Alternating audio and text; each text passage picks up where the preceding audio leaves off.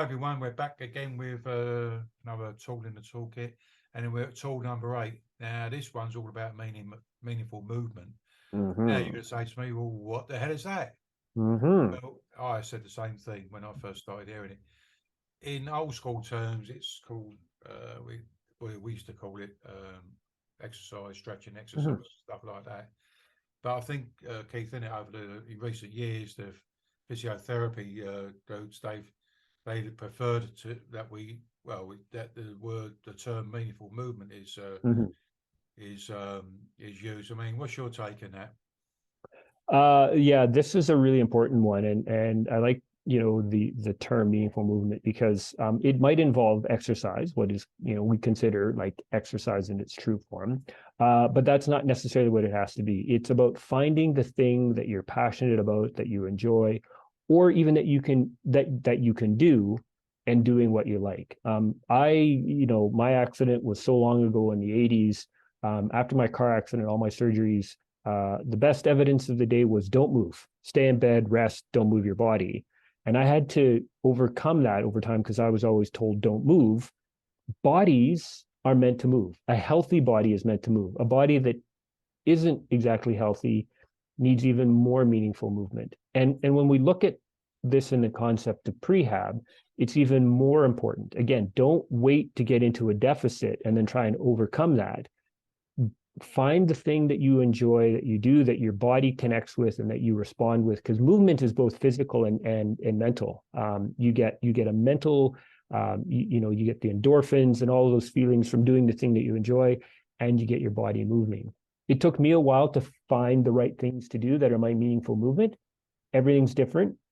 For some people, it might be working in their garden, going for a walk, riding their bike, walking the dog, walking their alligator, whatever pet you have, I don't care. Anything to just move your body. But what's important to remember is when you're moving your body, if you do it in a meaningful way and in a safe way, you're not hurting yourself, you're making yourself better. So it's, I can't say enough about it. Find what you enjoy and what you do and try and work it into your plan. Keith, I don't know about you, but I think back in the day for me, exercise or movement equaled pain. Yep, and the exactly. reason why it equaled pain for me is because I was in protection mode of my body, my back, etc. That I was doing, the less I moved, the more natural words out, the less I moved, the more pain I had. Right. When I went on the pain management program, and they started to actually get us doing stretching and exercising. I've got to be honest with you, a lot of people in the group think, oh, holy, but well, hang on a minute, is this going to be more pain? And they did actually say to us, Keith, they said that, look, when you're going to start doing some stretching exercising, your pain levels may go up, but they'll drop off. And you know what, they were dead right. And for me, I stretch and exercise every day. I do some yoga here before I go down the gym. You don't have got to go down the gym, but I like going down the gym because it's social, etc. Got a lot of benefits for me. The more I exercise, it means I don't have to take any pain medication. And to me, meaningful movement, stretching, exercising means I don't have to take any pain medication. And I'm pleased to say that I haven't had to take any pain medication since '97. So that's for me. So really, if you say, well, how much pain medication you take? I don't. But what I do is so I don't have to take. I do the stretching, exercising. I do little bits of yoga. I've just gone back to doing Tai Chi.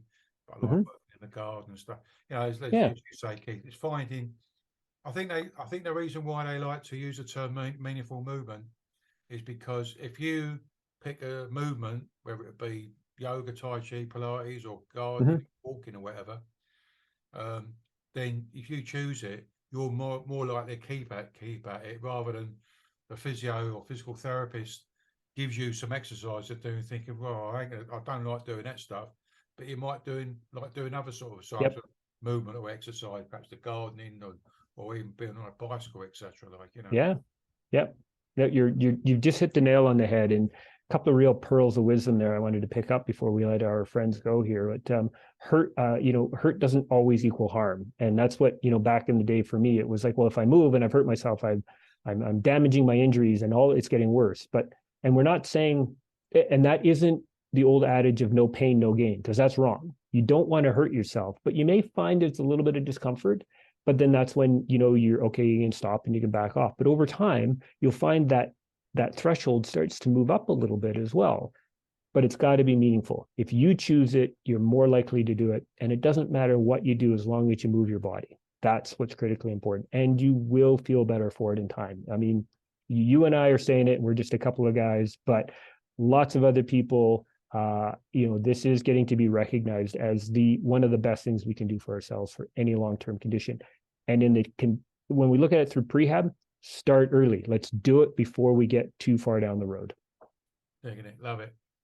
Thanks, Keith. Thanks for watching the video. We're going to go on to the next video, tool number 9, which is about tracking your progress. So we'll see you soon. See you again.